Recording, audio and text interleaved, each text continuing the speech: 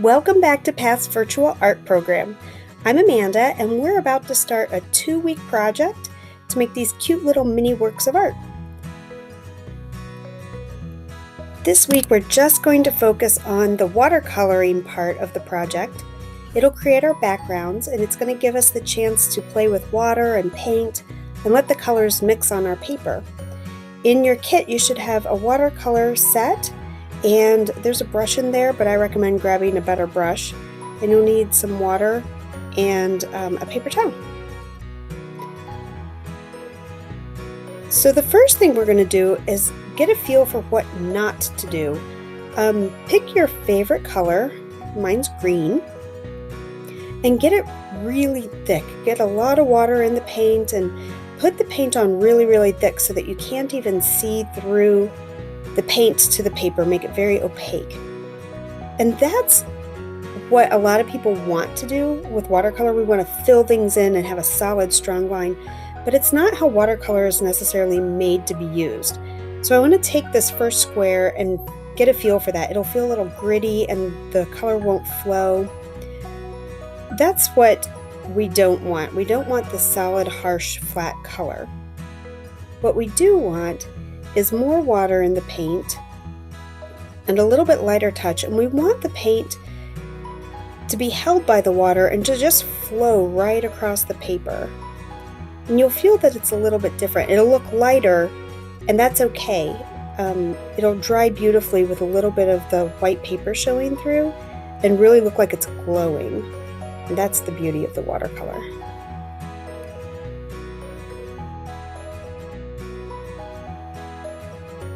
And now that we have a good feel for what watercolor should feel like, we're going to start at one end of our palette, that's purple down there, and we're going to put we're going to fill in half of the square with the purple, with a lot of water, letting it flow across the square. And this is kind of funny because you get to watch me mess up. So the other side of the square is going to be red, and we're going to let the colors mix together. But right here, I go to get the red, and I still have too much purple on my brush because I didn't clean it. And then watch, I go and grab purple, and I don't notice until right there.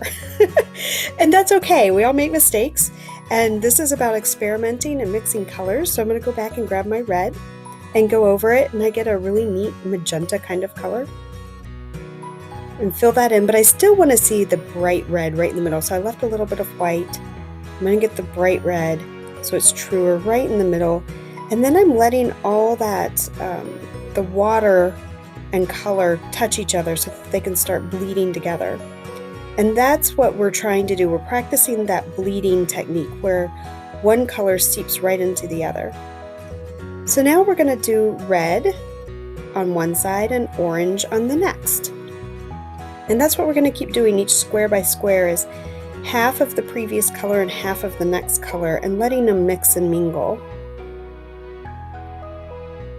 And don't be too worried about getting the square just right. It's not about the square, it's about the paint. And we're not trying to draw anything or make a painting. We are just experimenting with paint. And it can be really fascinating to watch it dry. And look right here, I'm dropping in a little bit more red into the orange to help that process along. And then move on to the next one. And you don't have to do them side by side. I go diagonally with this one. And you can also do the top and the bottom of the square, just whatever you'd like, as long as you are letting those colors mix and play together.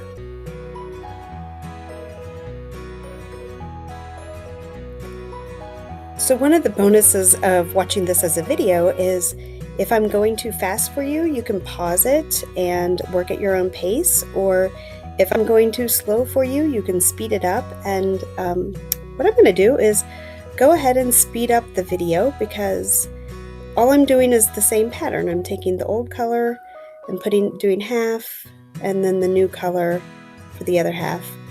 And you'll also notice that every once in a while I grab my paper towel and soak up a little bit of the water because it pools, and I just don't want the mess, so I dab it just a little bit.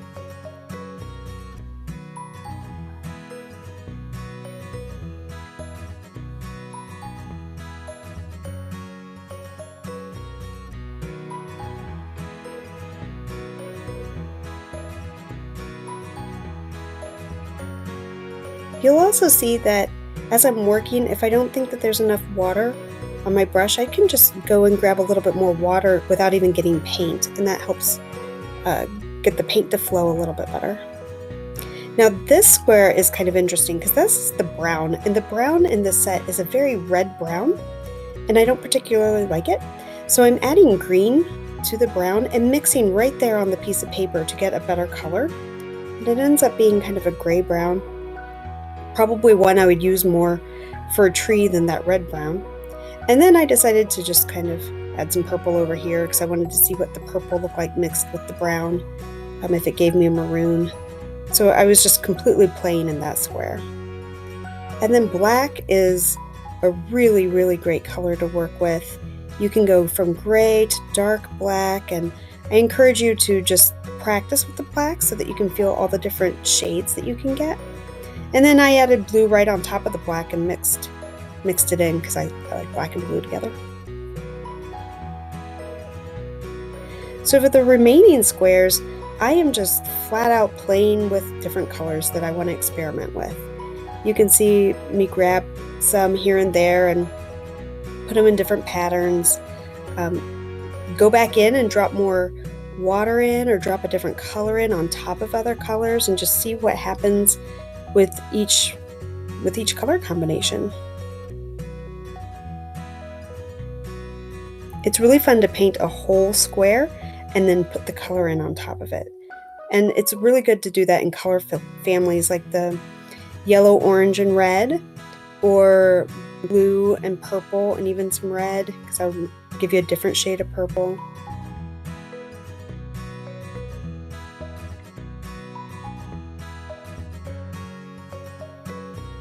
We're going to get in close for this square so you can really see what happens when you add color in on top of another color.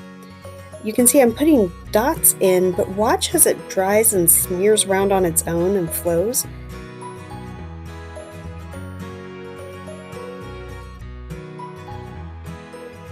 Those colors are coming together, and I'm pointing right there to, that's just a drop of water.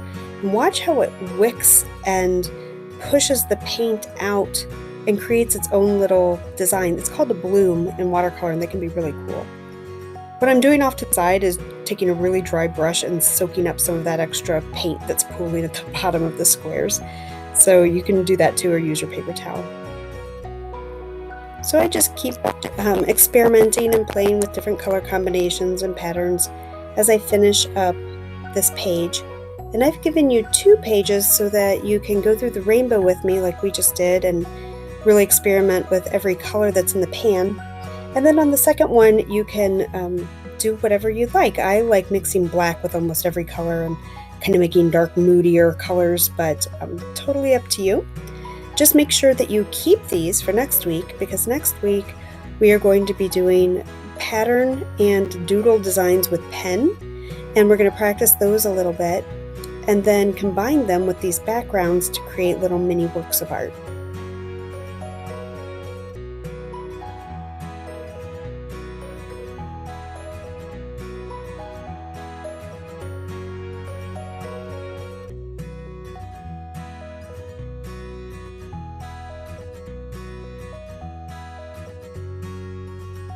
So as I've mentioned in other videos, the mark of a good artist is knowing when to stop. So I think I'm done playing around with my colors. And I wanted to show you, this is my husband's version, playing around with watercolor. He was a good sport and did the project with me. And this is my daughter's. She enjoyed it and she had a good time. We had fun doing it. And then this is mine. And just a reminder, next week, we're going to be doing the doodling to put over the top of it, so make sure you hold on to it. As always, thanks so much for joining me and doing art with me. I hope to see you next week. Oh, and make sure you subscribe to the channel. Bye.